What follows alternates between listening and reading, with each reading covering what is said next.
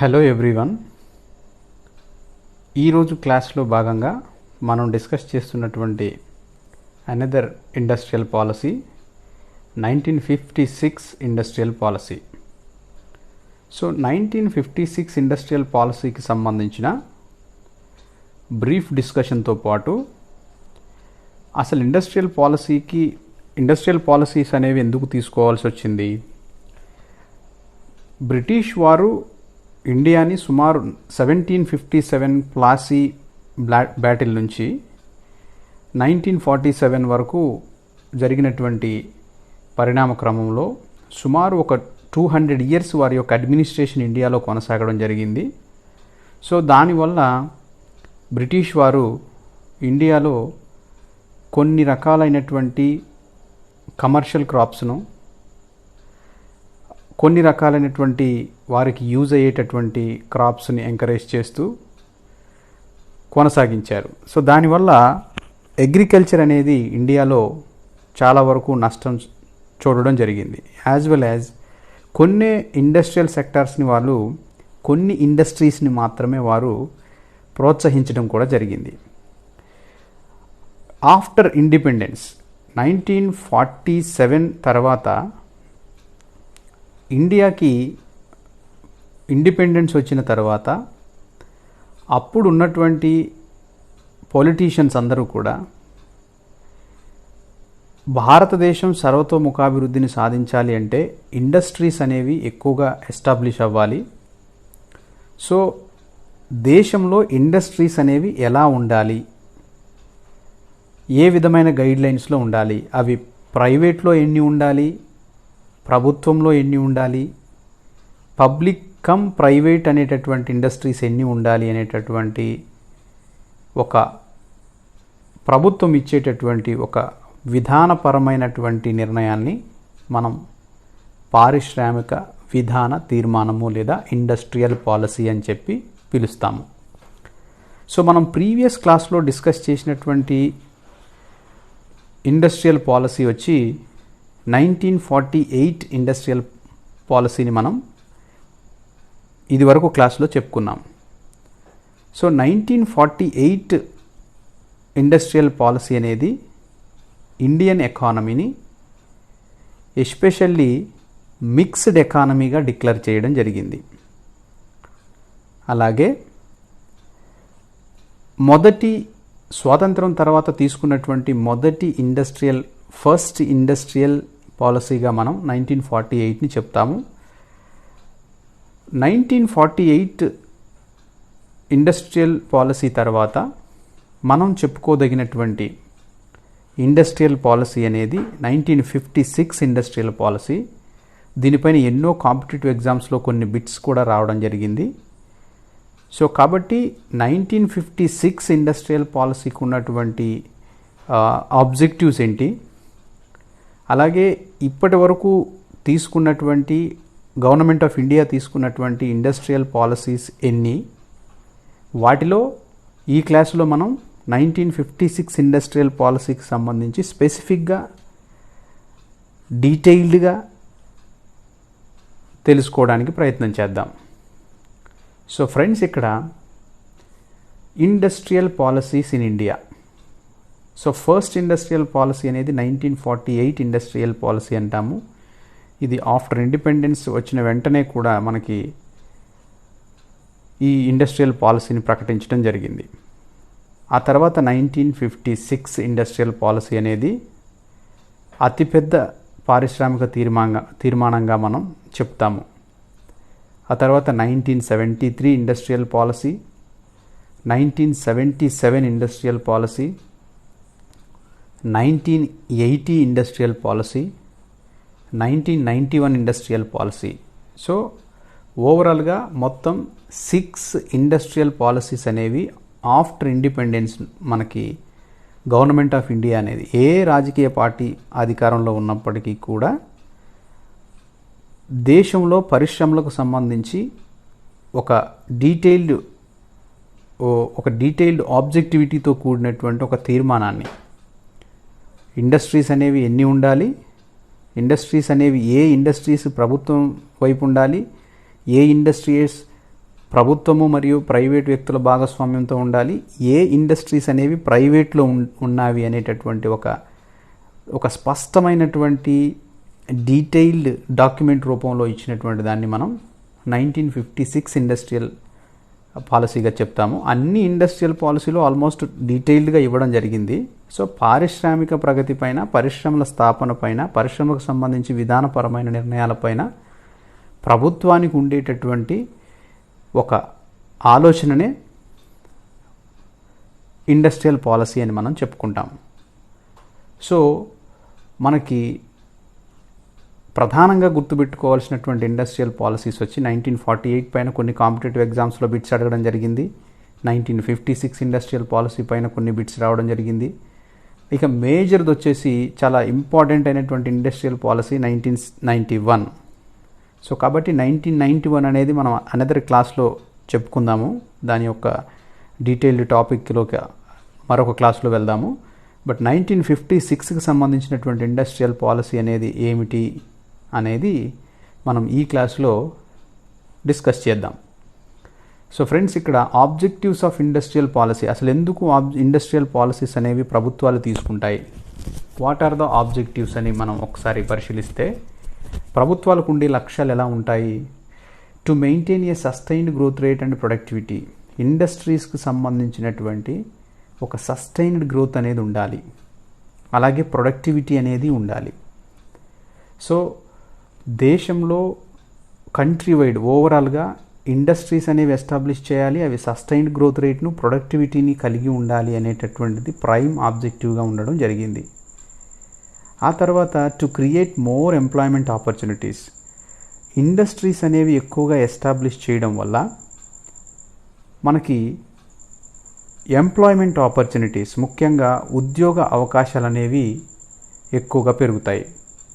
So ఉద్యోగ అవకాశాలను create చేయడమే, ఎంప్లాయ్మెంట్ యాక్టివిటీస్ని పెంచడమే ఇండస్ట్రియల్ పాలసీకి సంబంధించినటువంటి ప్రైమ్ ఆబ్జెక్టివ్గా మనం చెప్పుకోవచ్చు.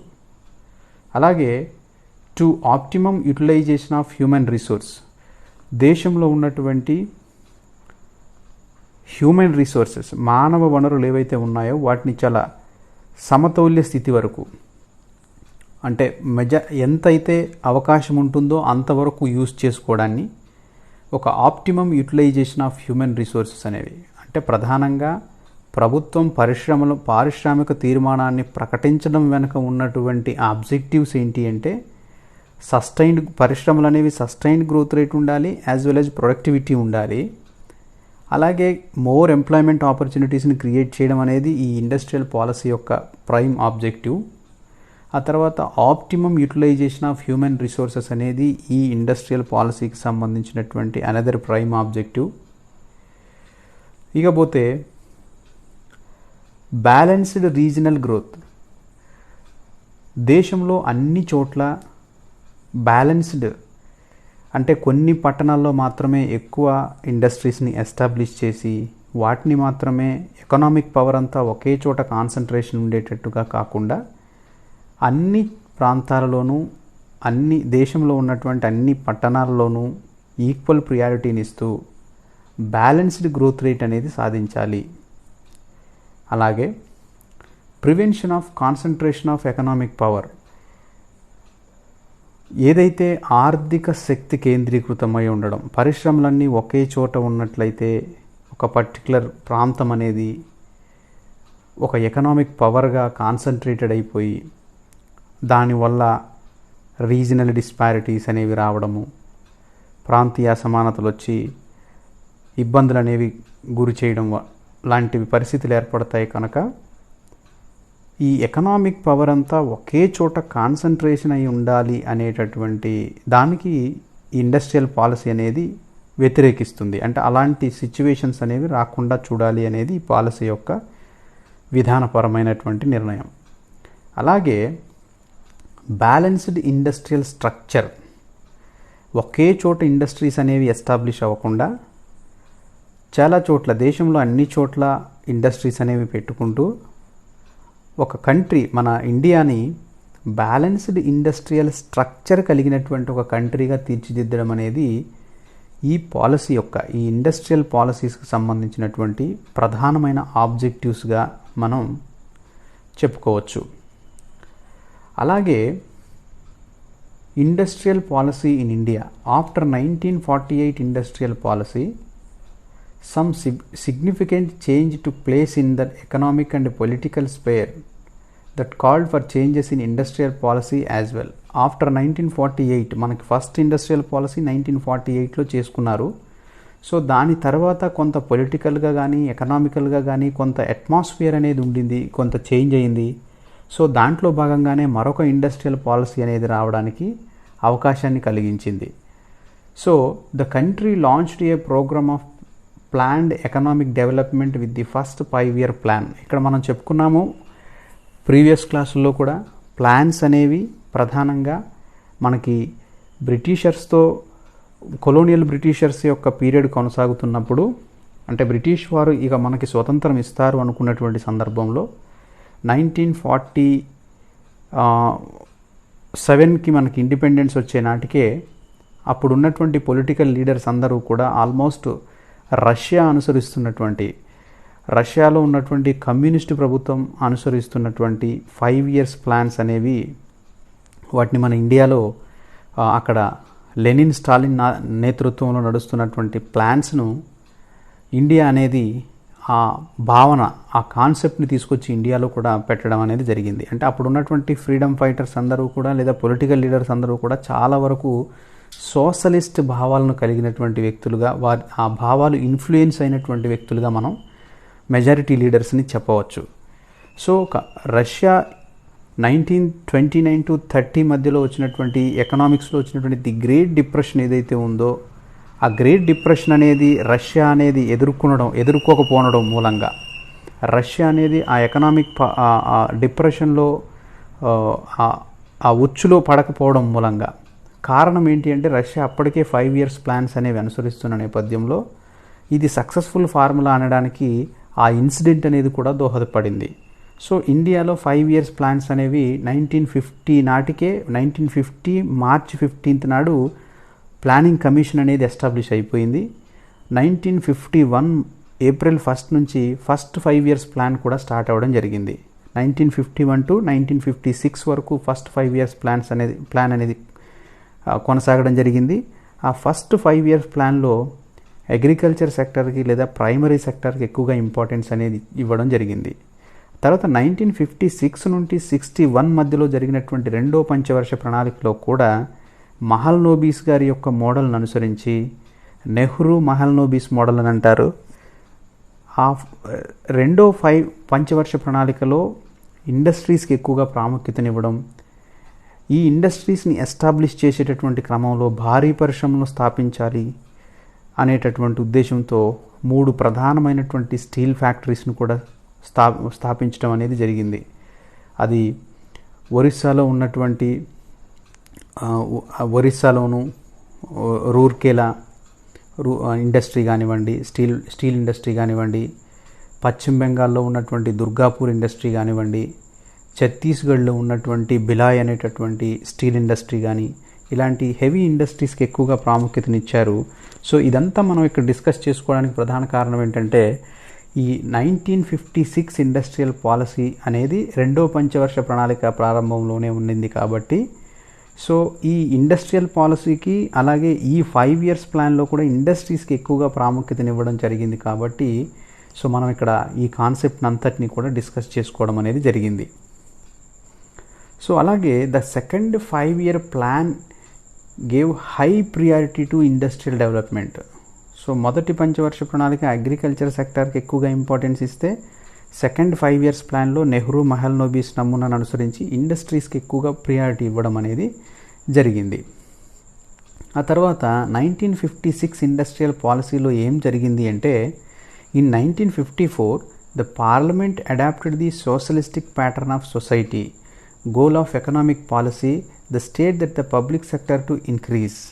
సో ఈ 1956కి సంబంధించినటువంటి ఇండస్ట్రియల్ పాలసీలో పార్లమెంట్ అనేది సోషలిస్టిక్ ప్యాటర్న్ ఆఫ్ సొసైటీ, ఇక్కడ కమ్యూనిస్టు తరహా ప్రభుత్వాలకు సంబంధించినటువంటి ఐడియాలజీ ఏదైతే ఉందో అలాంటి సోషలిస్టిక్ ప్యాటర్న్ అనేది ఎక్కువగా, అలాంటి సొసైటీకి ఎక్కువగా ఇంపార్టెన్స్ ఇచ్చారు. ముఖ్యంగా ఈ 1956కి సంబంధించినటువంటి ఇండస్ట్రియల్ పాలసీలో పబ్లిక్ సెక్టార్ని ఎక్కువగా స్ట్రెంగ్తెన్ చేయాలి, అంటే పబ్లిక్ సెక్టార్లోనే ఎక్కువ ఇండస్ట్రీస్ అనేవి ఎస్టాబ్లిష్ అవ్వాలి, పబ్లిక్ సెక్టార్కి ఎక్కువ ఇంపార్టెన్స్ ఇవ్వాలి అనేటటువంటి ఒక కాన్సెప్ట్ మనకి ఈ ఇండస్ట్రియల్ పాలసీకి సంబంధించినటువంటి స్ట్రక్చర్ని పరిశీలిస్తే మనకు అర్థమవుతుంది. సో రెండో పంచవర్ష ప్రణాళిక, సెకండ్ 5 years ప్లాన్లో స్టార్ట్ అయినటువంటి ఈ ఇండస్ట్రియల్ పాలసీ ఎక్కువగా ఇండస్ట్రీకి ఇంపార్టెన్స్ ఇస్తూనే పబ్లిక్ సెక్టార్కి అనేది ఎక్కువగా ప్రాముఖ్యతనివ్వడాన్ని మనం గమనించవచ్చు. అలాగే industrial policy resolution of 1956 is a resolution adopted by the Indian Parliament in April 1956.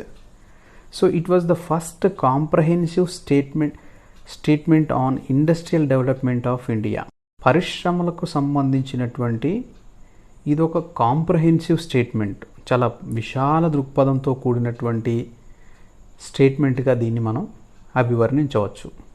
So మనం ప్రీవియస్ స్లైడ్లో గమనించిన 1954లో ఈ ఇండస్ట్రియల్ పాలసీ అనేటటువంటిది పార్లమెంట్లో పెడితే 1956 నాడు మనకు చేసినటువంటి ఈ రిజల్యూషన్ ఏదైతే ఉందో ఇండస్ట్రియల్ పాలసీకి సంబంధించి, కంట్రీలో ఇండస్ట్రియల్ పాలసీ ఎలా ఉండాలి అనే దానికి సంబంధించినటువంటి ఒక రిజల్యూషన్లో ఏప్రిల్ 1956 నాడు దీన్ని అడాప్ట్ చేసుకోవడం జరిగింది మనం. So it was the first comprehensive statement on industrial development of India. So ఇండియాలో ఇండస్ట్రీస్ డెవలప్మెంట్కి సంబంధించి ఒక విశాల దృక్పథంతో కూడిన, ఒక బ్రాడ్ దృక్పథంతో కూడినటువంటి ఒక కాంప్రహెన్సివ్ స్టేట్మెంట్గా మనం ఈ 1956 ఇండస్ట్రియల్ పాలసీకి సంబంధించినటువంటి విషయాన్ని చెప్పుకోవచ్చు. సో దాంట్లో భాగంగా అంటే ప్రభుత్వ రంగానికి ఎక్కువ ప్రియారిటీ ఇవ్వడం అనేది జరిగింది. అలాగే ఆబ్జెక్టివ్స్ ఆఫ్ ఇండస్ట్రియల్ పాలసీ ఏంటంటే ఈ 1956కి సంబంధించినటువంటి ఇండస్ట్రియల్ పాలసీకి సంబంధించినటువంటి ఒక ఆబ్జెక్టివ్స్ని మనం, ఒక డీటెయిల్డ్ ఆబ్జెక్టివ్స్ని మనం పరిశీలిస్తే the expansion of public sector, అంటే ప్రభుత్వ రంగాన్ని బాగా విస్తరించడం. సో ప్రభుత్వ రంగాన్ని విస్తరించడం అనగా ప్రభుత్వ రంగంలోనే ఎక్కువగా ఇండస్ట్రీస్ని ఎస్టాబ్లిష్ చేయాలి అనేటటువంటి ఒక లక్ష్యాన్ని మనం ఈ ఇండస్ట్రియల్ పాలసీలో మనం గమనించవచ్చు. సో దాంట్లో భాగంగా పబ్లిక్ సెక్టార్ ఎక్స్పాన్షన్ అనేది హై ప్రియారిటీగా కనిపిస్తుంది. అలాగే acceleration of the rate of economic growth, ఆర్థిక వృద్ధిని పెంపొందింపజేసుకోవడం. అలాగే the reduction of existing disparities in income and wealth, ఏదైతే ప్రస్తుతం ఉన్నటువంటి ఆదాయ అసమానతలు అనేవి ఉన్నాయో వాటిని రెడ్యూస్ చేయడం సంపద పంపిణీలో. సో ఇక్కడ మనకి టాపిక్ వచ్చింది కాబట్టి disparities in income and wealth అనగా దేశంలో ఉన్నటువంటి ఆదాయ అసమానతలు లేదా inequalities of distribution of income అని అంటాం. అంటే ఉత్పత్తి కారకాలు సంపాదించేటటువంటి రెంట్ కానివ్వండి, ప్రాఫిట్ కానివ్వండి, వేజెస్ కానివ్వండి, ఇవన్నీ వారి ఆదాయాలు ఏవైతే ఉంటాయో అవి రీడిస్ట్రిబ్యూట్ అయ్యేటప్పుడు వచ్చేటటువంటి ఇన్ఈక్వాలిటీస్, దేశ సంపద అందరికీ కూడా సమానంగా పంపిణీ జరగకపోవడాన్ని మనం ఇన్ఈక్వాలిటీస్ అని చెప్పి పిలుస్తాం. సో ఈ ఇన్ఈక్వాలిటీస్ని మరి ఇండస్ట్రియల్ పాలసీస్ ద్వారా ఎలా రెడ్యూస్ చేయవచ్చు అనగా ఎక్కువ ఇండస్ట్రీస్ అనేవి ఎస్టాబ్లిష్ చేస్తూ అవి గవర్నమెంట్లోనే కనుక ఇండస్ట్రీస్ ఉన్నట్లయితే ఎక్కువ ఎంప్లాయ్మెంట్ ఆపర్చునిటీస్ అనేది క్రియేట్ చేయడం ద్వారా, అలాగే ఈ ఇన్కమ్ ఏదైతే ఉందో వచ్చేటటువంటి నేషనల్ ఇన్కమ్ని మనం అందరికీ సమానంగా డిస్ట్రిబ్యూట్ చేయడానికి అవకాశం అనేది ఉంటుంది. సో దాని ద్వారా ఎంప్లాయ్మెంట్ ఆపర్చునిటీస్ వచ్చినప్పుడు ప్రజలందరిలో కూడా ఆదాయాలు అనేవి పెరుగుతాయి కాబట్టి దాని ద్వారా ఉద్యోగ అవకాశాలు కూడా పెరగడానికి అవకాశం అనేది ఉంటుంది. సో దీని ద్వారా మనం ఈ ఎగ్జిస్టింగ్ డిస్పారిటీస్ ఏవైతే ఉన్నాయో ఇన్కమ్ అండ్ వెల్త్ విషయంలో ఉన్నటువంటి ఈ ఎగ్జిస్టింగ్ డిస్పారిటీస్ అన్నింటినీ కూడా మనం రెడ్యూస్ చేయడానికి అవకాశం ఉంటుంది.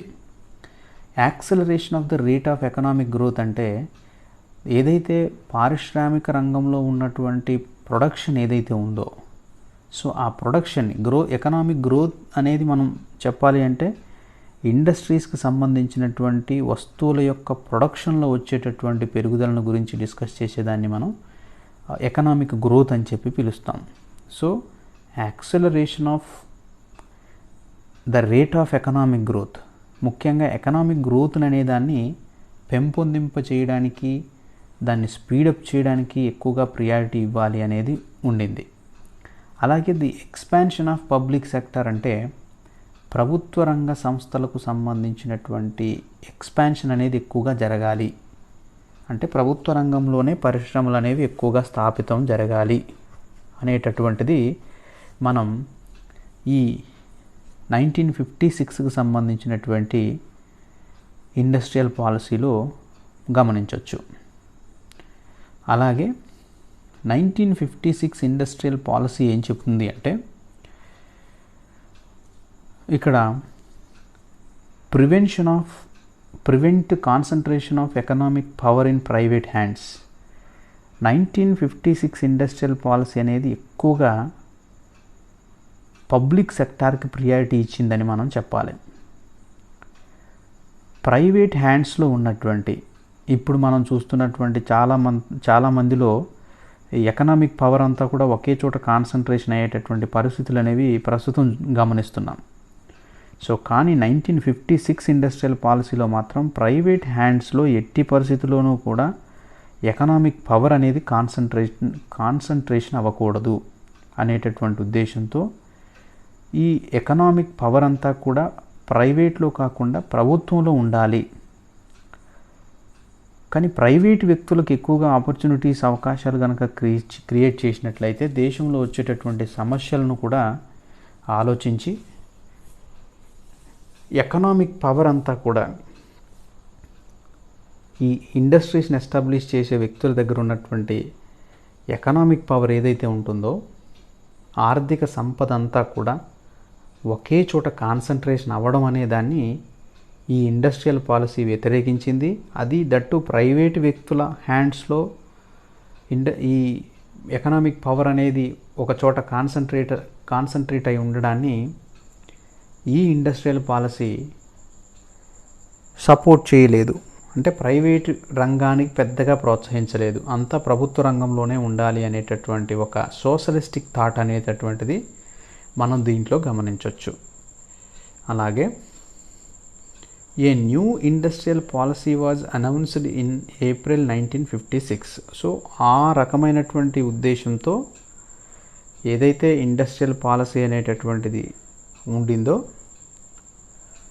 ఎకనామిక్ పవర్ అనేది ఒకే చోట కాన్సన్ట్రేషన్ అనేది అవ్వకూడదు, ఎస్పెషల్లీ ప్రైవేటు వ్యక్తుల చేతుల్లో ఈ ఎకనామిక్ పవర్ అనేటటువంటిది ఉండకూడదు, ఇది ఎకానమీకి మేలు చేయడం కాకుండా నష్టాన్ని చేకూరుస్తుంది అనేటటువంటి ఒక బ్రాడ్ కాన్సెప్ట్తో మనకి 1956 ఇండస్ట్రియల్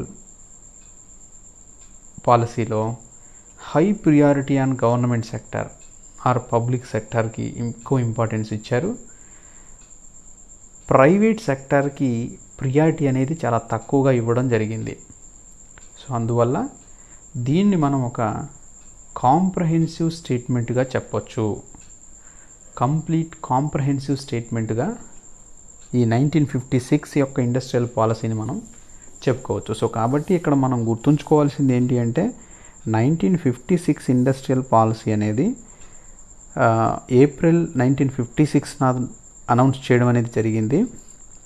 సో 1956 ఇండస్ట్రియల్ పాలసీ అనేది ఎక్కువగా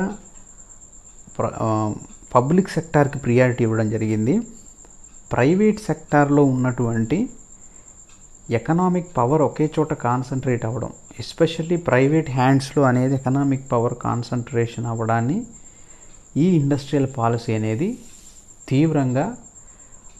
తీవ్రంగా మీన్స్ ఆ ప్రైవేటు రంగానికి సంబంధించినటువంటి దాన్ని ఎంకరేజ్ చేయలేదు, అంతా ప్రభుత్వంలోనే ఉండాలి, so high priority on public సెక్టార్కి ఎక్కువ స్ట్రెంగ్తెన్ చేసుకోవడానికి అవకాశం ఇవ్వడం అనేది జరిగింది. సో ఇక్కడ మనం గమనిస్తే 1956 ఇండస్ట్రియల్ పాలసీలో the industrial policy of 1956 classification of industries into 3 categories. ఈ పారిశ్రామిక విధాన తీర్మానంలో పరిశ్రమలన్నీ కూడా, దేశంలో ఉన్నటువంటి పరిశ్రమలన్నింటినీ కూడా ప్రధానంగా 3 కేటగిరీస్ కింద డివైడ్ చేయడం అనేది జరిగింది. సో ఇక్కడ మనకి ఎన్నో కాంపిటేటివ్ ఎగ్జామ్స్లో రిపీట్ అయినటువంటి బిట్స్ ఏంటి అంటే 1956 ఇండస్ట్రియల్ పాలసీలో టోటల్గా ఇండస్ట్రీస్ని ఎన్ని కేటగిరీస్ కింద చేశారు, 2 కేటగిరీస్, 3 కేటగిరీస్, 4 కేటగిరీస్ అనేటటువంటి బిట్స్ రావడం జరిగింది. సో 1956 ఇండస్ట్రియల్ పాలసీ అనేది ఇండస్ట్రీస్ అంతటినీ కూడా ప్రధానంగా 3 కేటగిరీస్ కింద డివైడ్ చేయడం అనేది జరిగింది. సో మనం 1948 ఇండస్ట్రియల్ పాలసీని డిస్కస్ చేసినప్పుడు కూడా కొంత చెప్పుకున్నాం. ఫస్ట్ ప్రియారిటీ అనేది పబ్లిక్ సెక్టార్కి ఎక్కువగా ఇచ్చారు. అలాగే సెకండ్ ప్రియారిటీ వచ్చేసేమో పబ్లిక్ కమ్ ప్రైవేట్కి ఇచ్చారు. థర్డ్ ప్రియారిటీ ఏమో పూర్తిగా ప్రైవేట్ వాటికి ఇవ్వడం అనేది జరిగింది. సో గవర్నమెంట్ మోనోపోలీస్ అంటే మనం ఇక్కడ ఎందుకు కంపారిజన్ చేయాల్సి వస్తుంది అంటే 1956, 1948కి సంబంధించిన ఇండస్ట్రియల్ పాలసీలో ఉన్నటువంటి సిమిలారిటీస్ కానీ డిఫరెన్స్ కానీ అర్థం అవ్వడం కోసం మనం ఇక్కడ 1948లో ఉన్నటువంటి బ్రాడ్ క్లాసిఫికేషన్ అనేది ఇక్కడ తీసుకొచ్చి చెప్తున్నాం. ఎందుకంటే ఇక్కడ 3 కేటగిరీసే ఉన్నాయి. 1948లో కూడా సేమ్ 3 కేటగిరీస్ అనేవి ఉన్నాయి. 1948లోనేమో ఒకటి ఏ అనేటటువంటి కేటగిరీలో కంప్లీట్ గవర్నమెంట్ మోనోపోలీస్ అంటే ప్రభుత్వం మాత్రమే చేసేటటువంటివి. సెకండ్ కేటగిరీలో వచ్చి పబ్లిక్ కమ్ ప్రైవేట్ అంటే ప్రభుత్వము చేస్తుంది, యాజ్ వెల్ యాజ్ ప్రైవేటు పార్ట్నర్షిప్లో ఉంటుంది. ఇక బట్ గవర్నమెంట్ అథారిటీ ఉంటుంది. బట్ థర్డ్ కేటగిరీలో వచ్చి ప్రైవేట్ ఇండస్ట్రీస్కి ఎక్కువగా ప్రియారిటీ ఇవ్వడం అనేది జరిగింది. సో 1948లో ఎకానమీని మిక్స్డ్ ఎకానమీగా ప్రొజెక్ట్ చేశారు. భారతదేశ ఆర్థిక వ్యవస్థ అనేది ఒక మిక్స్డ్ ఎకానమీ అంటే మిశ్రమ ఆర్థిక వ్యవస్థ. అటు పబ్లిక్ ప్రైవేట్ భాగస్వామ్యంతో నడిచేటటువంటి ఎకానమీని మనం మిక్స్డ్ ఎకానమీ అని చెప్పి పిలుస్తాం.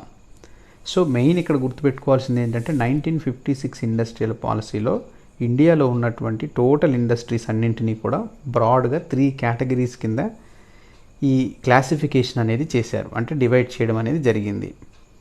సో దాంట్లో మనం చూస్తే it is a classified into 3 schedules. ఈ 3 షెడ్యూల్స్ని ఒకసారి చూస్తే schedule A, schedule B, schedule C. Schedule A ఏం చెప్తుంది అంటే which covers public sector 17 industries, 17 రకాలైనటువంటి పరిశ్రమలను ఈ షెడ్యూల్ ఏలో ఇంక్లూడ్ చేయడం అనేది జరిగింది. షెడ్యూల్ బికి వచ్చే వరకు ఇది మిక్స్డ్ సెక్టర్ అంటే పబ్లిక్ అండ్ ప్రైవేట్ ఒక 12 ఇండస్ట్రీస్ ఏవైతే ఉన్నాయో ఒక 12 ఇండస్ట్రీస్. సో ఈ 12 ఇండస్ట్రీస్ని పబ్లిక్ ప్రైవేట్ పార్ట్నర్షిప్లో నడిచేటటువంటి మిక్స్డ్ సెక్టార్గా తీసుకొచ్చారు. ఇక షెడ్యూల్ షీలో ఓన్లీ ప్రైవేట్ ఇండస్ట్రీస్ ఉన్నాయి. సో 1956 ఇండస్ట్రియల్ పాలసీ అనేది దేశంలో ఉన్న ఇండస్ట్రీస్ అంతటినీ కూడా బ్రాడ్గా 3 కేటగిరీస్ చేయడం జరిగింది. ఆ 3 కేటగిరీస్ ఏంటి అంటే schedule A, schedule B, schedule C. Schedule A అనేది కంప్లీట్గా 17 ఇండస్ట్రీస్ ఉంటాయి. ఇక్కడ కాంపిటేటివ్ ఎగ్జామ్స్కి ప్రిపేర్ అయ్యేటటువంటి వాళ్ళు ఖచ్చితంగా గుర్తుంచుకోవాల్సినటువంటి పాయింట్ ఏంటంటే ఎన్ని రకాలుగా క్లాసిఫికేషన్ ఉంది ఇండస్ట్రీస్ అంటే schedule A, schedule B, schedule C. అలాగే షెడ్యూల్ ఏలో ఎన్ని ఇండస్ట్రీస్ అనేవి ఉన్నాయి అనేది పాయింట్. ఇక్కడ 17 ఇండస్ట్రీస్ అనేవి ఉన్నాయి. షెడ్యూల్ బిలో ఎన్ని ఉన్నాయి? 12 ఇండస్ట్రీస్ అంటే 12 రకాలైనటువంటి పరిశ్రమలు, అవేమో 17 రకాలైనటువంటి పరిశ్రమలు. ఈ 17 రకాల పరిశ్రమలు అనేవి మొదట ప్రభుత్వం కంట్రోల్లోనే ప్రభుత్వ రంగ సంస్థలుగానే ఉంటాయి.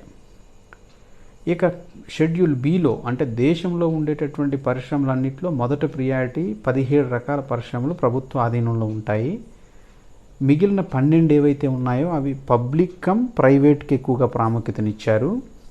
ఇక్కడ పబ్లిక్ కమ్ ప్రైవేట్ ప్రాముఖ్యతనివ్వడం అంటే మనం గుర్తుంచుకోవాల్సింది ఏంటి అంటే కంప్లీట్గా ప్రైవేట్కి ఇవ్వట్లా, మిక్స్డ్ సెక్టార్లకు ఎక్కువగా ప్రియారిటీ ఇచ్చారు. షెడ్యూల్ సిలో కంప్లీట్గా ప్రైవేట్ ఇండస్ట్రీస్కి ఎక్కువగా ప్రియారిటీ ఇవ్వడం అనేది జరిగింది.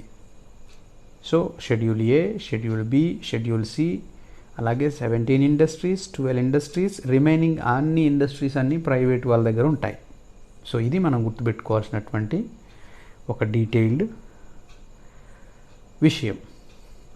సో ఇక్కడ మనం పరిశీలిస్తే 1956 ఇండస్ట్రియల్ పాలసీలో the 1956 policy emphasized the need to expand the public sector to build up a large and growing cooperative sector and to encourage the separation of work. ముఖ్యంగా కాన్సన్ట్రేషన్ ఎకనామిక్ పవర్ ఏదైతే ఉంటుందో private హ్యాండ్స్లో దాన్ని తగ్గించడం, ముఖ్యంగా separation of ownerships అనేవి తీసుకురావడం, cooperative దానికి encourage చేయడం. కోఆపరేటివ్ అంటే ఎక్కువగా కొంతమంది సభ్యులతో కూడినటువంటి ఇండస్ట్రీస్కి ఇండివిజువల్ మోనోపోలీస్ అనేవి రైజ్ అవ్వకుండా గ్రూప్గా ఇండస్ట్రీస్ అనేవి కోఆపరేటివ్ సెక్టర్లో ఎక్కువగా ఎంకరేజ్ చేస్తూ ఓనర్షిప్స్ అనేవి సపరేషన్ చేస్తూ, అలాగే పబ్లిక్ సెక్టర్ పెంచుకోవాలి, ప్రభుత్వ రంగంలో ఎక్కువ పరిశ్రమలు స్థాపించుకోవాలి, ప్రభుత్వ రంగంలోనే పరిశ్రమలు అనేవి ఎక్కువగా ఉండాలి అనేటటువంటి ఒక బ్రాడ్ ఇండికేషన్ని 1956 ఇండస్ట్రియల్ పాలసీ అనేది ఇచ్చింది. మనకి కొన్ని కాంపిటేటివ్ ఎగ్జామ్స్లో హై ప్రియారిటీ పబ్లిక్ సెక్టార్ ఇండస్ట్రీస్కే ఎక్కువగా ప్రియారిటీ ఇచ్చినటువంటి ఇండస్ట్రియల్ పాలసీ ఏది అని అడిగినప్పుడు 1948, 1956, 1991 అని కొన్ని క్వశ్చన్స్ అడిగినప్పుడు 1956 అనేది మనం గుర్తుపెట్టుకోవాల్సినటువంటి విషయం. సో దీంట్లో హై ప్రియారిటీ అనేది మనకి ఈ పబ్లిక్ సెక్టార్లోనే ఇవ్వడాన్ని మనం గమనించాలి. So 1956 policy emphasised the need to expand the public sector. ఏం చెప్తుంది? ప్రభుత్వ రంగం యొక్క పరిశ్రమలు అనేది పెరగాలి, ప్రభుత్వ రంగంలో ఉన్నటువంటి పరిశ్రమలు అనేవి ఎక్కువగా ఎక్స్పాండ్ అవ్వాలి అనే దాన్ని ఈ పారిశ్రామిక విధాన తీర్మానం అనేది ఎక్కువగా స్ట్రెస్ చేస్తున్న విషయాన్ని మనం గమనించాలి. అలాగే to buildup a large and growing cooperative sector to encourage the separation of ownership. ఇక్కడ ఓనర్షిప్ని సపరేట్ చేస్తున్నాము, as well as large growing cooperative sectors అనేవి పెద్ద ఎత్తున జరిగేటటువంటి కోఆపరేటివ్ సెక్టర్ ఏదైతే ఉంటుందో దానికి ఎక్కువగా ప్రియారిటీ ఇవ్వడాన్ని మనం దీంట్లో గమనించవచ్చు. అలాగే షెడ్యూల్ ఏ ఉంది. 1956 ఇండస్ట్రియల్ పాలసీ మొత్తం పరిశ్రమలను 3 కేటగిరీస్ కింద డివైడ్ చేస్తే షెడ్యూల్ ఏ అనేది ప్యూర్ గవర్నమెంట్ ఇండస్ట్రీస్ ఉంటాయి, అవి 17. So consisting of 17 industries was the inclusive or exclusive లేదు exclusive responsibility of the state. So కాబట్టి ఇవన్నీ కూడా దేశ ప్రయోజనాలను ఉద్దేశించినటువంటి పరిశ్రమలు. షెడ్యూల్ ఏలో ఉన్నటువంటి 17 రకాల పరిశ్రమల్లో అన్నీ కూడా ప్రభుత్వానికి హై ప్రియారిటీనిస్తున్నటువంటి, ప్రభుత్వ రంగానికి ఎక్కువగా ప్రాముఖ్యతనిస్తున్నటువంటి పరిశ్రమలుగా మనం గమనించాలి. సో ఇక్కడ 17 ఇండస్ట్రీస్ అనేవి exclusive responsibility of the state, దేశానికి సంబంధించినటువంటి హై ప్రియారిటీతో కూడినటువంటి ఇండస్ట్రీస్ ఏవైతే ఉంటాయో వాటిని మనం 17 ఇండస్ట్రీస్గా ఐడెంటిఫై చేసి ఈ 17 ఇండస్ట్రీస్ని దేశ భద్రతకు సంబంధించి, దేశానికి సంబంధించినటువంటి కాన్ఫిడెన్షియల్ విషయాలకు సంబంధించినటువంటి వాటిని ఈ షెడ్యూల్లో మనం పొందుపరచడం జరిగింది. For example, out of these 17 industries 4 industries, వాటి నేమ్స్ ఏంటంటే arms and ammunition, atomic energy, railways and air transport, central government monopolies. ఇక్కడ రైల్వేస్ ఉన్నాయి, ఎయిర్ ట్రాన్స్పోర్ట్ విమానయాన రంగం ఉంది, అలాగే ఆటమిక్ ఎనర్జీ,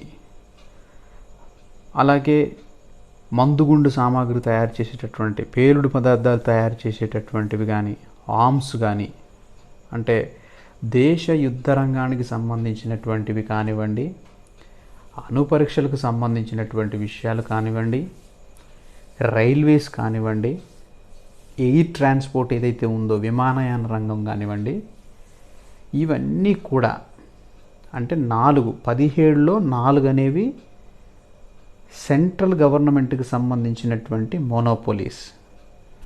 మీన్స్ ఇవి మాత్రం ఏకస్వామ్యాలు, ఇవి ప్రభుత్వమే మేనేజ్ చేసుకుంటుంది, ప్రభుత్వ గుత్తాధిపత్యం మాత్రమే ఉంటుంది, వాటిలో ఎట్టి పరిస్థితుల్లో ప్రైవేట్ భాగస్వామ్యం అనేది లేదు. రైల్వేస్ అనేవి ప్రభుత్వాధీనమే పూర్తిగా, విమానయాన రంగం అంతా కూడా ప్రభుత్వాధీనంలోనే ఉంటుంది పూర్తిగా.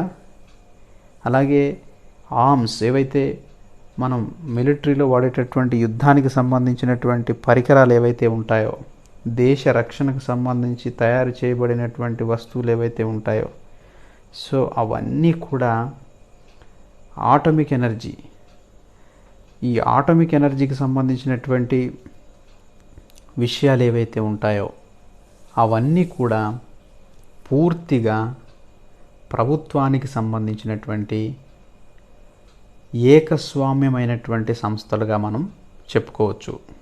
సో ఫ్రెండ్స్, బ్రాడ్గా ఆలోచిస్తే ప్రభుత్వం దేశంలో ఉన్న ఇండస్ట్రీస్ అన్నింటినీ 3 కేటగిరీస్ కింద డివైడ్ చేసినప్పుడు షెడ్యూల్ ఏలో 17 రకాలైనటువంటి పరిశ్రమలను ప్రభుత్వ ఆధీనంలోనే ఉంటాయి.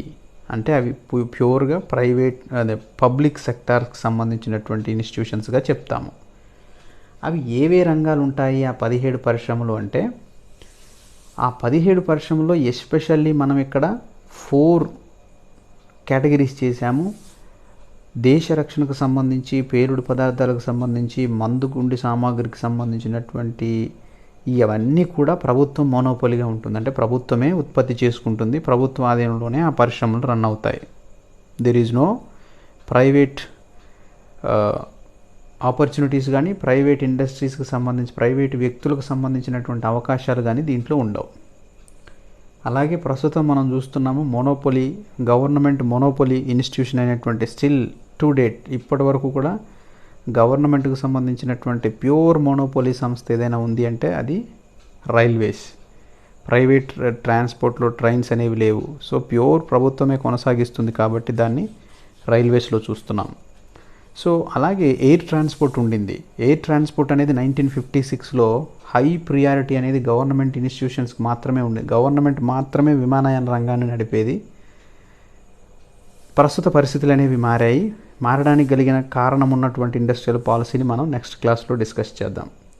సో అలాగే ఆటమిక్ ఎనర్జీకి సంబంధించి ఈ అణు పరీక్షలకు సంబంధించినవి కానివ్వండి, ఇక దేశ భద్రతకు సంబంధించినటువంటి అన్ని విషయాలు కూడా ప్రభుత్వ ఆధీనంలోనే ఉండడాన్ని మనం గమనించాలి. అలాగే the remaining industries were developed by the state government. So ఓవరాల్గా 17 ఇండస్ట్రీస్ అనేవి ప్రభుత్వ ఆధీనంలో ఉన్నప్పుడు, ఓవరాల్ 17 ఇండస్ట్రీస్ అనేవి ప్రభుత్వ ఆధీనంలో ఉంటే ప్యూర్ 4 అనేవి మాత్రం కంప్లీట్గా సెంట్రల్ గవర్నమెంట్ మోనోపోలీస్, అవి కేంద్ర ప్రభుత్వానికి సంబంధించినవి.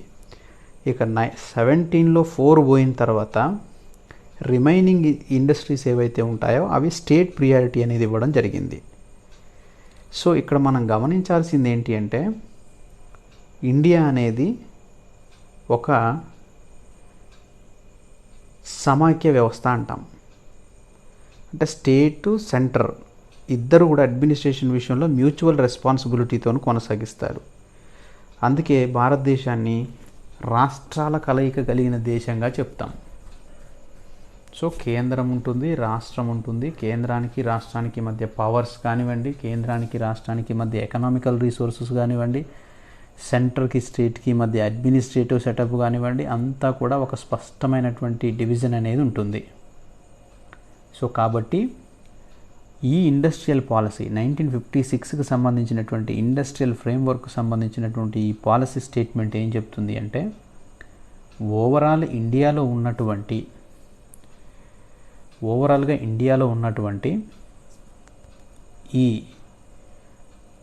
ఏదైతే ఇండస్ట్రీస్ ఉన్నాయో, 17 రకాల పరిశ్రమలు ఉన్నాయో, ఈ 17 ఇండస్ట్రీస్ను కూడా మనకి ఈ 17 రకాలైనటువంటి పరిశ్రమలని కూడా ప్రభుత్వ రంగ సంస్థలుగా తీసుకున్నారు. ఆ 17 రకాల పరిశ్రమల్లో మరి ముఖ్యంగా 4 మాత్రం కేంద్ర ప్రభుత్వం ప్యూర్ మోనోపోలీ అనేది కొనసాగిస్తుంది. మందుగుండు సామాగ్రి, దేశ రక్షణకు సంబంధించిన విషయాలు, విమానయాన రంగము, రైల్వేకి సంబంధించిన విషయాలు, అలాగే రక్షణకి సంబంధించినటువంటి విషయాలన్నీ కూడా కేంద్ర ప్రభుత్వ పరిశీలనలోనే ఉంటాయి. ఇక రిమైనింగ్ ఇండస్ట్రీస్ అన్నీ కూడా స్టేట్ గవర్నమెంట్స్ అనేవి భాగస్వామ్యంతో కూడినటువంటివిగా మనం గమనించాలి. ఇక తర్వాత remaining industries were developed by the state governments యొక్క భాగస్వామ్యంతో కూడా కొన్ని పరిశ్రమలు అనేవి ఉంటాయి.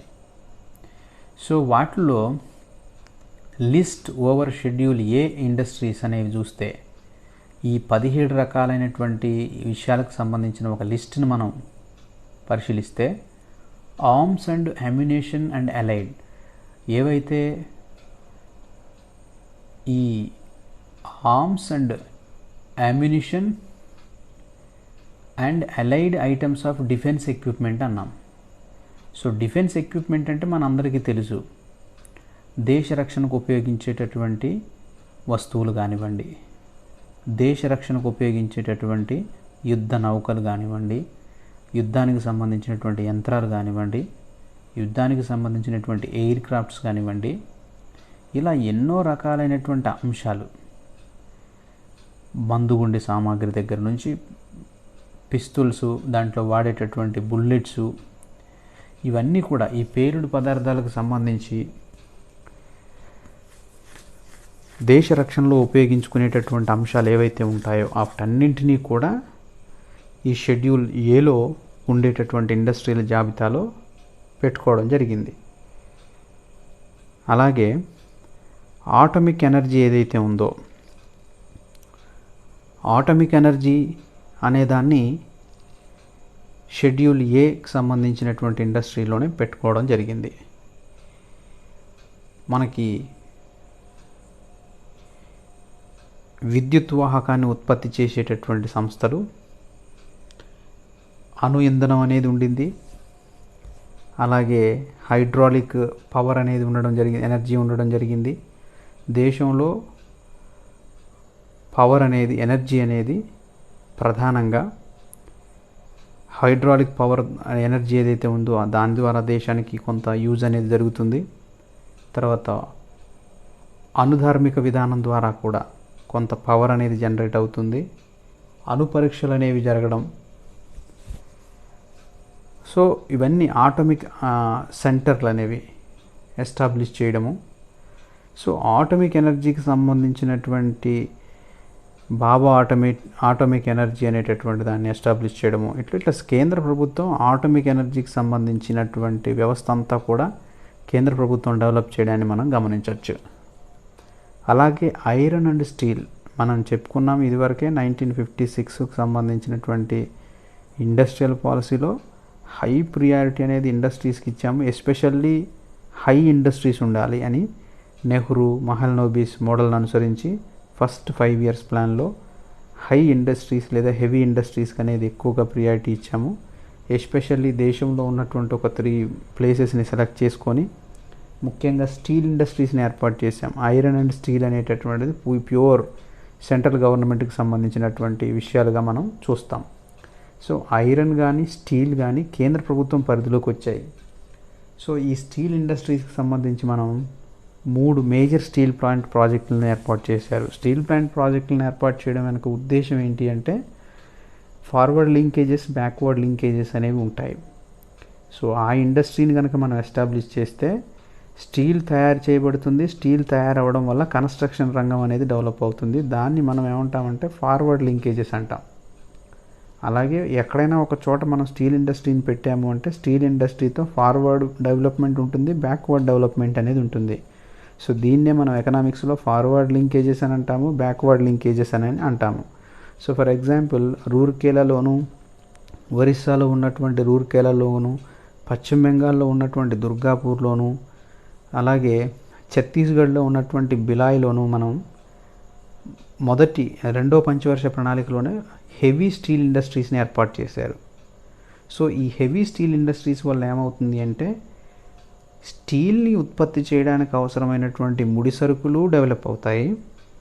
అలాగే ఆ స్టీల్ని తయారు చేయడానికి కావాల్సినటువంటి రా మెటీరియల్ సప్లై చేసే సంస్థలు డెవలప్ అవుతాయి. అలాగనే స్టీల్ తయారైన తర్వాత, స్టీల్ ప్రొడ్యూస్ అయిన తర్వాత దీని ద్వారా కన్స్ట్రక్షన్ రంగం, నిర్మాణ రంగం అనేది కూడా డెవలప్ అవుతుంది. సో కాబట్టి ఒక్క రంగం మీద ఇన్వెస్ట్మెంట్ చేస్తే ఫార్వర్డ్, బ్యాక్వర్డ్ లింకేజెస్ రెండు ఉంటాయి. కాబట్టి సో ఆ టైప్ ఇండస్ట్రీస్ అనేవి ఎక్కువగా ఎస్టాబ్లిష్ చేయాలి అనేటటువంటి ఉద్దేశంతో సెకండ్ 5-year ప్లాన్లో మహల్నోబిస్ నమూనా, నెహ్రూ నమూనాను అనుసరించి మనం కొన్ని ఐరన్ అండ్ స్టీల్ అనేటటువంటి ఫ్యాక్టరీస్ని ఏర్పాటు చేయడం జరిగింది. సో దాంట్లో భాగంగానే విశాఖ స్టీల్ ప్లాంట్ కూడా ఎస్టాబ్లిష్ చేయడం అనేది జరిగింది, సెంట్రల్ గవర్నమెంటే.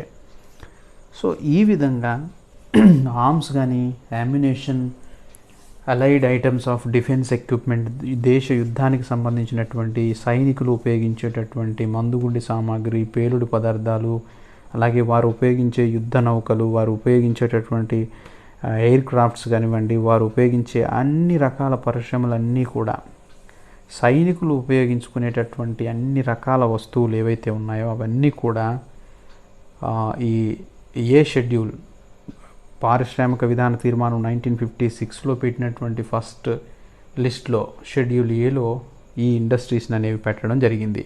సో ఆటమిక్ ఎనర్జీ కానివ్వండి, అలాగే ఐరన్ అండ్ స్టీల్ అనేటటువంటి దాన్ని కూడా ప్రభుత్వ రంగంలోనే ఉండాలి ఈ సంస్థలు అనేది చెప్పడం జరిగింది. ఆ తర్వాత heavy plant and machinery required for iron. So ఈ heavy plants and machinery required for iron, ఈ ఇనుము తయారు చేసుకోవడానికి కావాల్సినటువంటి ఐరన్ మీద డిపెండ్ అవుతున్నటువంటి ఈ ఇండస్ట్రీస్ ఏవైతే ఉన్నాయో ఈ ఇండస్ట్రీస్ అన్నింటికీ కూడా ఎక్కువ ప్రియారిటీ అనేది ఇవ్వడం జరిగింది. షెడ్యూల్డ్ ఏలో ముఖ్యంగా ప్రభుత్వం ప్రియారిటీ ఎక్కువగా ఉండేటటువంటి పరిశ్రమల్లో వీటిని పెట్టుకోవడం అనేది జరిగింది. సో కాబట్టి heavy plants and machinery required for iron, ఇలాంటి పరిశ్రమలు ఏవైతే ఉంటాయో దేశంలో, ఈ పరిశ్రమలన్నింటినీ కూడా ఏం చేశారు అంటే ఈ షెడ్యూల్ ఏలో ఇండస్ట్రీస్లో పెట్టడం అనేది జరిగింది. అలాగే mining and processing of copper, lead, zinc and tin, molybdenum and wolfram అనేటటువంటి ఈ మినరల్స్ ఏవైతే ఉన్నాయో, మైనింగ్ ప్రాసెస్లో జరుగుతున్నటువంటి మినరల్స్ ఏవైతే ఉన్నాయో ఈ మినరల్స్ అన్నీ కూడా ప్రభుత్వ రంగ సంస్థలుగానే ఉండాలి. Whether it is central state అనే విషయం పక్కకు పెడితే, ప్రభుత్వం 1956లో దేశంలో ఉండేటటువంటి పరిశ్రమలు ఎలా ఉండాలి, పబ్లిక్ సెక్టార్స్ ఎన్ని, ప్రైవేట్ సెక్టార్స్ ఎన్ని, పబ్లిక్ కమ్ ప్రైవేట్ సెక్టార్స్ ఎన్ని అనేటటువంటి ఒక క్లాసిఫికేషన్లో భాగంగా షెడ్యూల్డ్ ఏ, షెడ్యూల్డ్ బి, షెడ్యూల్డ్ సి అనేటటువంటి ఒక 3 కేటగిరీస్ అనేది దేశంలో ఉన్న అన్ని పరిశ్రమలకు సంబంధించినటువంటి 3 కేటగిరీస్ చేశారు. అందులో షెడ్యూల్డ్ ఏకి సంబంధించినటువంటి ప్యూర్ గవర్నమెంట్కి ప్రాముఖ్యతనిచ్చేటటువంటి ఒక 17 ఇండస్ట్రీస్ని ఐడెంటిఫై చేశారు. ఈ 17 కేటగిరీస్ ఏవైతే ఉన్నాయో అవన్నీ కూడా, ఈ 17లో మళ్ళీ ఒక 5 కేటగిరీస్ అనేది ప్యూర్ సెంట్రల్ గవర్నమెంట్ మోనోపోలీస్గా మార్చి, రిమైనింగ్ వాటన్నింటినీ దేశంలో ఉన్నటువంటి మినరల్స్ ఏవైతే ఉన్నాయో, సహజ సిద్ధమైనటువంటి వనరులు ఏవైతే ఉన్నాయో, భూమిలో దొరికేటటువంటి ఖనిజాలు ఏవైతే ఉన్నాయో అటన్నింటినీ కూడా బొగ్గు నుంచి మొదలు పెడితే, జింక్ నుంచి మొదలు పెడితే, కాపరు, ఐరన్ అన్నీ కూడా ప్రభుత్వం యొక్క కంట్రోల్లోనే ఉండేటటువంటి పరిశ్రమలు ఉండాలి. అలాగే హెవీ ప్లాంట్ని కన్స్ట్రక్ట్ చేసేటటువంటి మిషనరీ, ఈ ఐరన్ మిషనరీస్ ఏవైతే ఉంటాయో అవన్నీ కూడా ఈ పబ్లిక్ సెక్టార్లోనే ఉండాలి. సో పబ్లిక్ సెక్టార్ ద్వారానే ఎక్కువగా పాజిబిలిటీ అవుతుంది అనేటటువంటి నమ్మకాన్ని ఈ పారిశ్రామిక తీర్మానం ఇచ్చింది. అలాగే ఐరన్, స్టీలు, ఆటమిక్ ఎనర్జీ కానివ్వండి, దేశ రక్షణకు సంబంధించినటువంటి విషయాలు కానివ్వండి, ఇవన్నీ కూడా షెడ్యూల్ ఏలో పెట్టుకోవడం అనేది జరిగింది. ఆ తర్వాత ఏ షెడ్యూల్లో ఉన్నది ఎయిర్ క్రాఫ్ట్ అంటే మనం ఆల్రెడీ డిస్కస్ చేసాం. విమానయాన సంస్థలు కానివ్వండి, ఎయిర్ ట్రాన్స్పోర్టు. సో మనకి వాయు మార్గంలో జరిగేటటువంటి ప్రయాణం అంతా కూడా, వాయు మార్గానికి సంబంధించినటువంటి విషయాలన్నీ కూడా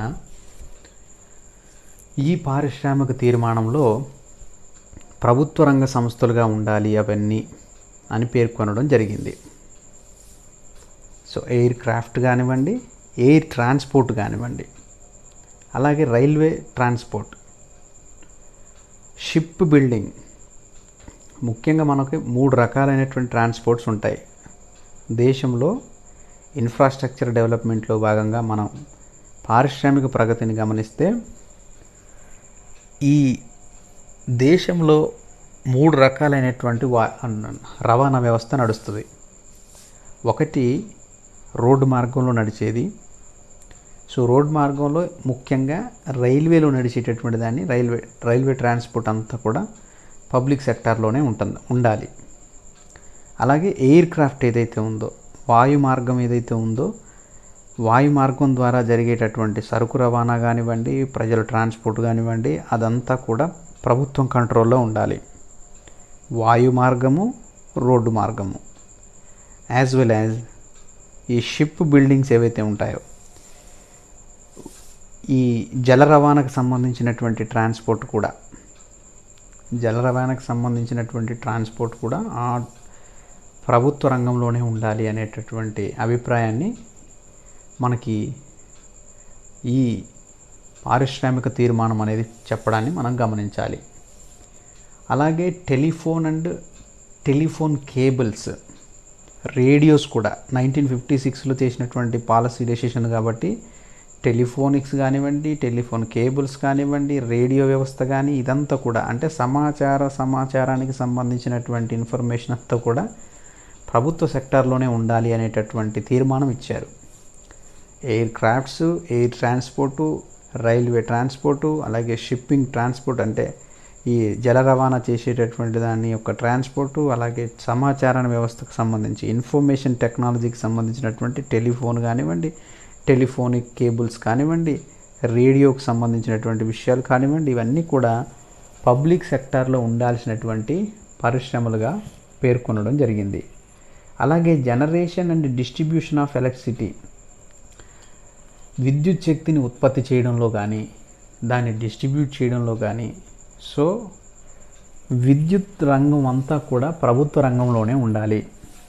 సో ఏదైతే దేశంలో దొరుకుతున్నటువంటి సహజ సిద్ధమైనటువంటి వనరులన్నీ కూడా ప్రైవేట్ వ్యక్తుల చేతుల్లోకి పోకుండా, ప్రైవేట్ మోనోపోలీస్ అనేవి ఎస్టాబ్లిష్ అవ్వకుండా, ఎకనామిక్ కాన్సన్ట్రేషన్ అనేది ప్రైవేట్ వ్యక్తుల యొక్క హ్యాండ్స్లో ఉండకుండా, దేశంలో దొరికేటటువంటి సహజ సిద్ధమైనటువంటి సంపద ఏదైతే ఉంటుందో, మినరల్స్ ఏవైతే ఉంటాయో, భూమి లోపల ఉండే ఖనిజాలు కానివ్వండి, భూమి పైన ఉన్నటువంటి ఖనిజాలు కానివ్వండి, అలాగే ఎయిర్పోర్ట్ రవాణా, ట్రాన్స్పోర్ట్ చేస్తున్నటువంటి రైల్వే రవాణా, అలాగే సముద్ర మార్గంలో జరిగేటటువంటి జల రవాణా, ఇవన్నీ కూడా ప్రభుత్వం కంట్రోల్లో ఉండాల్సినటువంటి ఇండస్ట్రీస్ అని చెప్పి ఈ 1956 ఇండస్ట్రియల్ పాలసీ అనేది బాగా నొక్కి చెప్పడం జరిగింది.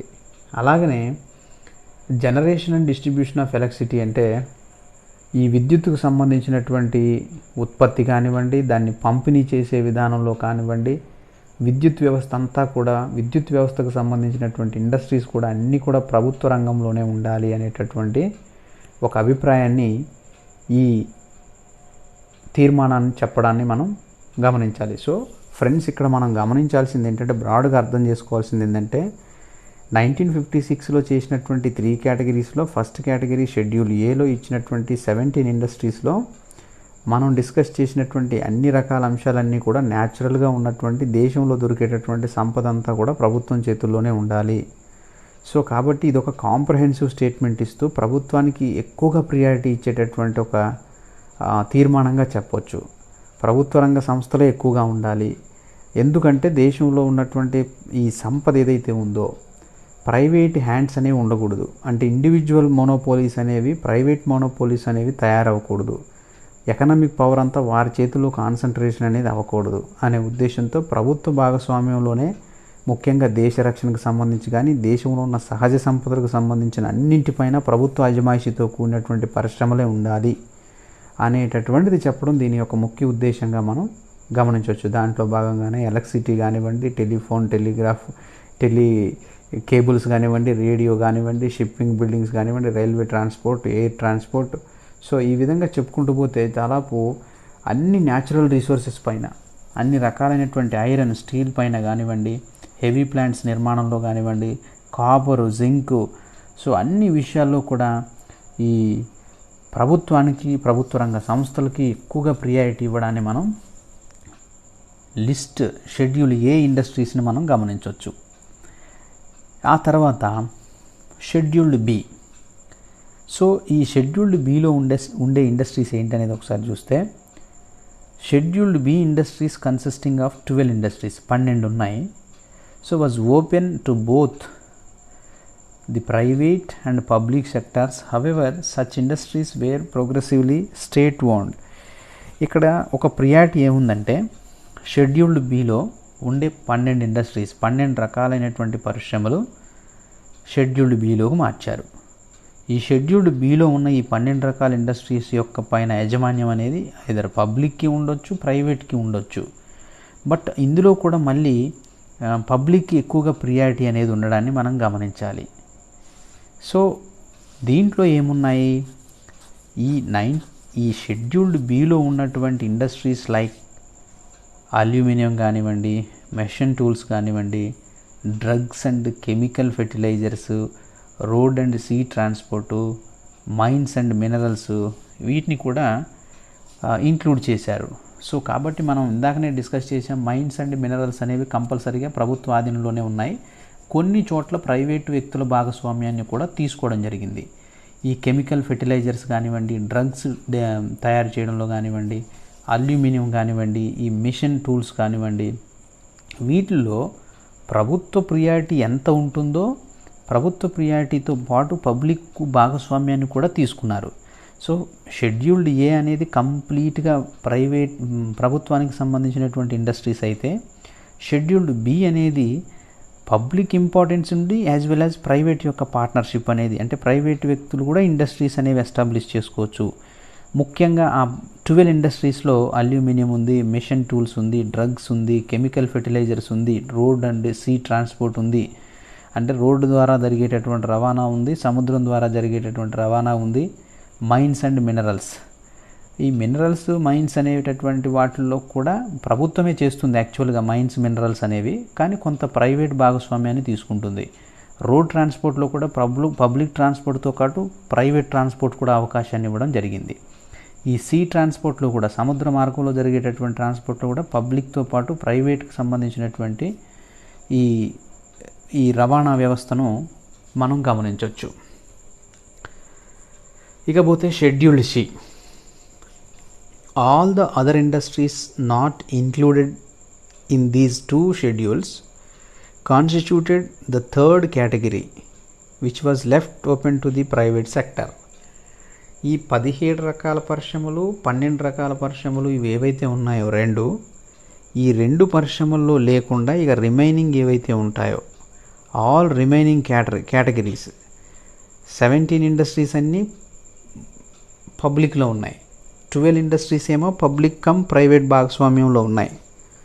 ఇక థర్డ్ కేటగిరీ షెడ్యూల్ సి ఏవైతే ఉన్నాయో ఆ 2 కేటగిరీస్లో లేని వాటిని మనకి థర్డ్ కేటగిరీస్లో పెట్టడం జరిగింది, which was left open to the private sector.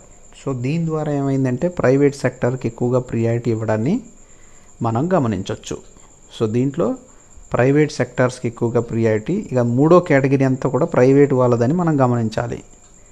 So ఓవరాల్గా ఏంటి, 1956 ఇండస్ట్రియల్ పాలసీ అనేది schedule A, schedule B, schedule C అంటే షెడ్యూల్ ఏ కంప్లీట్ ప్రభుత్వానికి సంబంధించింది. షెడ్యూల్ బి అనేది ప్రభుత్వం ప్లస్ ప్రైవేట్తో కూడుకున్నది. షెడ్యూల్ సి అనేది ప్యూర్ ప్రైవేట్, దీంట్లో పబ్లిక్ ఇంటర్ఫీరెన్స్ అనేది లేదు. సో కాబట్టి the state reserved the right to undertake any type of industrial production. ఇక్కడ ఇంకోటి ఇచ్చారు, స్టేట్ అనేది దేన్నైనా, ఏ ఇండస్ట్రియల్ యొక్క ప్రొడక్షన్ అయినా కూడా ఎనీ టైప్ ఆఫ్ ప్రభుత్వానికి రైట్ అనేది ఉంది. ఎలాంటి పరిశ్రమ యొక్క ఉత్పత్తినైనా కూడా అవసరం అనుకున్న సందర్భాల్లో పబ్లిక్ అండర్టేకింగ్లోకి తీసుకునేటటువంటి రైట్ ప్రభుత్వ సెక్టార్కి అంటే ప్రభుత్వానికి ఉండింది. అలాంటి పవర్ అనేది ప్రభుత్వానికి ఇవ్వడం జరిగింది. సో ఓవరాల్ గమనిస్తే ఏమవుద్ది, మొదటి దాంట్లోనూ పబ్లిక్ ఎక్కువ ప్రియారిటీ ఉంది, రెండో దానికి వచ్చి పబ్లిక్కి కమ్ ప్రైవేట్కి ఉండింది, మూడో దాంట్లో కూడా మొత్తం ప్రైవేట్ వాళ్ళకి ఇచ్చినప్పటికీ కూడా ప్రభుత్వం at any time. So the state reserved the right to undertake any type of industrial production. So ప్రభుత్వానికి ఆ రకమైనటువంటి హక్కు అనేది ఉండడాన్ని మనం ఇక్కడ గమనించాలి. సో ఫ్రెండ్స్, ఇక్కడ మనకి schedule A, scheduled B, scheduled C అని 3 డిస్కస్ చేశాము.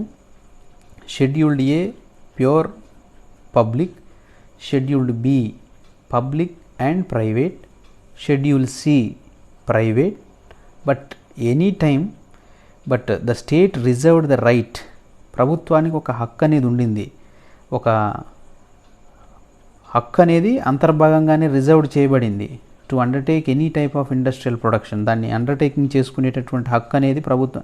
సో ఇక్కడ ఈ 3 కేటగిరీస్ని చూస్తే ఏమర్థమవుతుంది మనకంటే, ప్రభుత్వం యొక్క డామినేషన్, సో ప్రభుత్వ ఆధీనంలోనే ఈ పరిశ్రమలు ఉండాలి, ప్రభుత్వం యొక్క అజమాయిషి అనేది పరిశ్రమల మీద నడవాలి అనేటటువంటిది దీంట్లో మనం గమనించవచ్చు ఈ 3 కేటగిరీస్లో కూడా.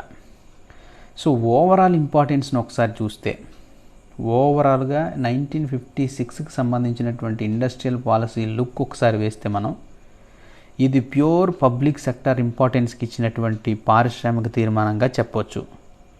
అలాగే స్మాల్ స్కేల్ ఇండస్ట్రీస్కి ఈ ఇండస్ట్రియల్ పాలసీ అనేది ప్రియారిటీ ఇచ్చింది. ఫారిన్ ఇన్వెస్ట్మెంట్కు సంబంధించినటువంటి రిస్ట్రిక్షన్స్ అనేవి ఉన్నాయి. స్మాల్ స్కేల్ ఇండస్ట్రీస్ అంటే మనం ఇదివరకే క్లాసులో చెప్పుకున్నాము, స్మాల్ స్కేల్ ఇండస్ట్రీస్ అనేవి ఎక్కువగా ఎస్టాబ్లిష్ చేయడం వల్ల మనకి 1948 ఇండస్ట్రియల్ పాలసీ కూడా స్మాల్ స్కేల్ ఇండస్ట్రీస్కి ఎక్కువగా ప్రాముఖ్యతనిచ్చింది.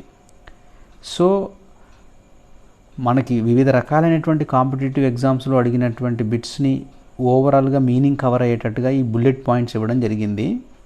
1956 ఇండస్ట్రియల్ పాలసీ అనేది ప్యూర్ పబ్లిక్ సెక్టార్ ఇంపార్టెన్స్ ఇచ్చేటటువంటి ఒక పారిశ్రామిక తీర్మానంగా చెప్పుకోవచ్చు. అలాగే ఇది ఒక స్మాల్ స్కేల్ ఇండస్ట్రీస్ని ప్రాముఖ్యతనిచ్చినటువంటి పారిశ్రామిక తీర్మానంగా చెప్పుకోవచ్చు.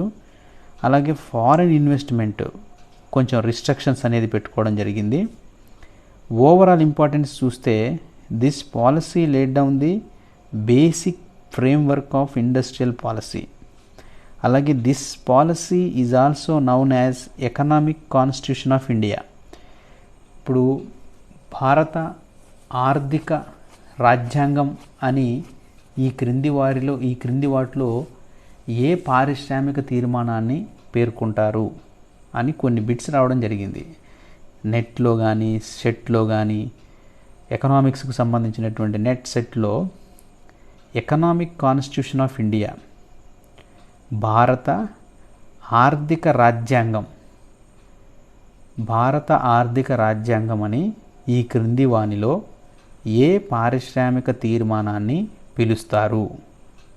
1956 పారిశ్రామిక తీర్మానాన్ని భారత ఆర్థిక రాజ్యాంగంగా దీన్ని పేర్కొనడం జరిగింది. అంటే ఆర్థిక రాజ్యాంగం అని ఎందుకు అంటాము అంటే, ఇది ప్యూర్ ప్రభుత్వానికి ప్రాముఖ్యతనిచ్చినటువంటి, ప్రభుత్వం అనేది పరిశ్రమలపైన ఎక్కువ అజమాయిషీ చేయాలి, ప్రభుత్వ రంగంలోనే ఎక్కువ పరిశ్రమలు ఉండాలి, ఒకవేళ ప్రైవేట్లో ఉన్నప్పటికీ కూడా ప్రభుత్వం యొక్క డామినేషనే నడవాలి సో ప్రభుత్వం ఇంపార్టెన్స్ అనేది ఎక్కువగా ఉండాలి కాబట్టి దీన్ని ఎకనామిక్ కాన్స్టిట్యూషన్ ఆఫ్ ఇండియా అనేటటువంటి దాన్ని అని చెప్తారు. సో ఫ్రెండ్స్, ఇక్కడ మీరు బాగా స్ట్రెస్ చేసి గుర్తుపెట్టుకోవాల్సినటువంటి పాయింట్, భారత ఆర్థిక రాజ్యాంగం లాంటి తీర్మానం అని ఈ క్రింది వానిలో ఏ పారిశ్రామిక తీర్మానాన్ని పిలుస్తారు అంటే 1956 ఇండస్ట్రియల్ పాలసీని మనం ఎకనామిక్ కాన్స్టిట్యూషన్ ఆఫ్ ఇండియా అనేటటువంటి పేరుతో పిలుస్తున్నారు. సో ఈ విధంగా 1956 1956 ఇండస్ట్రియల్ పాలసీకి సంబంధించి ఓవరాల్గా 3 కేటగిరీస్ కింద పిలుస్తాము.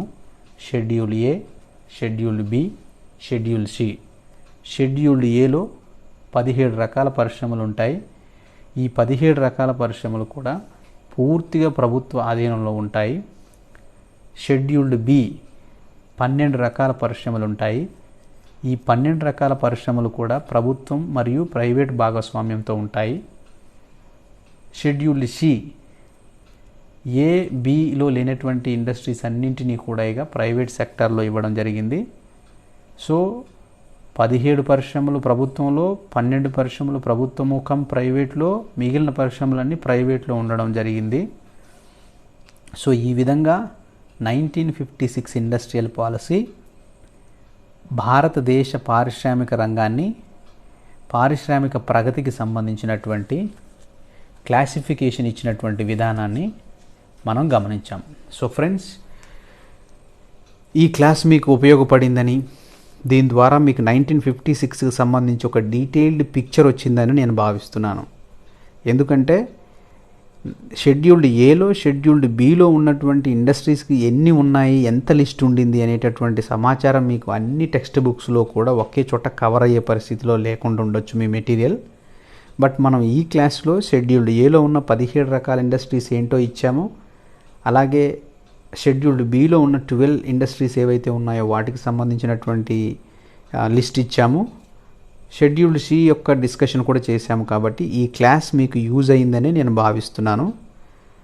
సో ఫ్రెండ్స్, ఇది ఇవాల్టి 1956 ఇండస్ట్రియల్ పాలసీకి సంబంధించినటువంటి ఒక డీటెయిల్డ్ డిస్కషన్.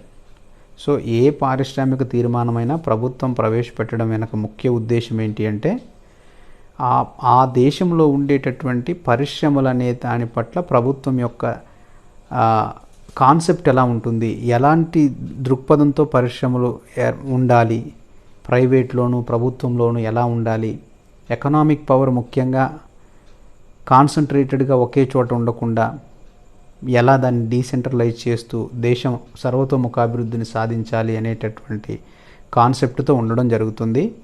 సో ఫ్రెండ్స్, ఇది ఇవాల్టి 1956 industrial policy discussion. Thank you for watching. Do subscribe for more latest videos and economic discussions. So do subscribe my academic discussions channel. Thank you for watching.